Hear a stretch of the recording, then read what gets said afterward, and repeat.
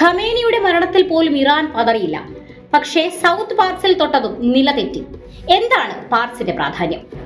ഇറാനിലെ സുപ്രധാനമായ ഊർജ്ജ കേന്ദ്രമായ സൗത്ത് പാർസ് ഗ്യാസ് ഫീൽഡിൽ ഇസ്രായേൽ ആക്രമണം നടത്തിയതോടെ മിഡിൽ ഈസ്റ്റിലെ സംഘർഷം മറ്റൊരു തലത്തിലേക്ക് കടന്നിരിക്കുകയാണ്.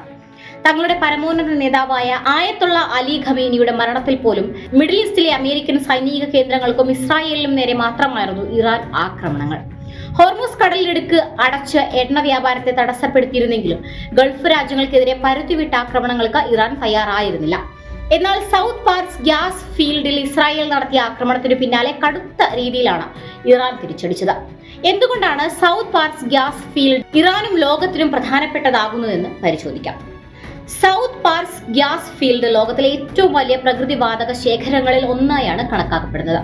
ഇറാനും ഖത്തറും ചേർന്ന് പങ്കിടുന്ന മേഖലയാണ് പാർസ്. ഇതിൽ സൗത്ത് ഇറാനിലും നോർത്ത് ഫീൽഡ് ഖത്തറിലുമായാണ് നിലനിൽക്കുന്നത്. ഏകദേശം 1800 ട്രില്യൺ ക്യൂബിക് ഫീറ്റ് വാതക ശേഖരമാണ് പാർസ്.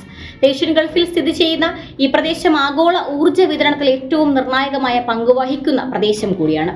ഇറാന്റെ കാര്യമെടുത്താൽ ഇറാന്റെ ആഭ്യന്തര ഊർജ്ജ ആവശ്യങ്ങളുടെ ഭൂരിഭാഗവും ഈ ഫീൽഡിൽ നിന്നാണ് ലഭിക്കുന്നത്.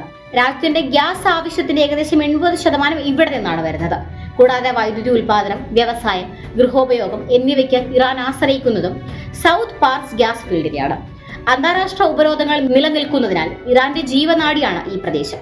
ഈ കേന്ദ്രത്തിൽ ഉണ്ടായ ഇടപെടലുകൾ ഇറാന്റെ സാമ്പത്തിക സംവിധാനത്തെയും ഊർജ്ജ സുരക്ഷയെയും നേരിട്ട് ബാധിക്കും. ഇതാണ് ഇസ്രായേൽ ആക്രമണത്തിന് പിന്നാലെ മിഡിൽ ഈസ്റ്റ് രാജ്യങ്ങളുടെ എണ്ണ ഖനന കേന്ദ്രങ്ങളിലും റിഫൈനറികളിലും ഇറാൻ ആക്രമണം കടുപ്പിക്കാൻ കാരണം.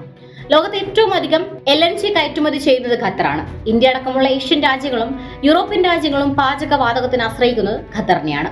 ആക്രമണത്തിന് പിന്നാലെ ആഗോള വിപണിയിൽ എണ്ണവില ഉയർന്നതും ഇത് കാരണമാണ്. എന്നാൽ ഇറാൻ എണ്ണ ശേഖരങ്ങൾക്കെതിരെ നടപടി കടുപ്പിച്ചതോടെ ഗൾഫിലെ യുദ്ധം മറ്റൊരു തലത്തിലേക്ക് മാറിയിരിക്കുകയാണ്.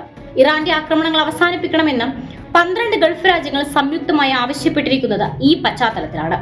ഇനിയും ആക്രമണങ്ങൾ ഉണ്ടായാൽ തിരിച്ചടി ഉണ്ടാകുമെന്ന് സൗദി വ്യക്തമാക്കി കഴിഞ്ഞു. മേഖലയിൽ യുദ്ധം വ്യാപിക്കുകയാണെങ്കിൽ ദീർഘകാലം എണ്ണയുടെ ഉൽപാദനം തടസ്സപ്പെടാൻ സാധ്യതയുണ്ട് എന്നതിനാൽ ലോകമാകെ ആശങ്കയിലാണ്. ഗൾഫിലെ അനിശ്ചിതത്വം ആഗോള തലത്തിൽ തന്നെ ഊർജ്ജക്ഷാമത്തിനും വില വർധനവിനും കാരണമാകുമെന്ന കാര്യത്തിൽ തർക്കമില്ല.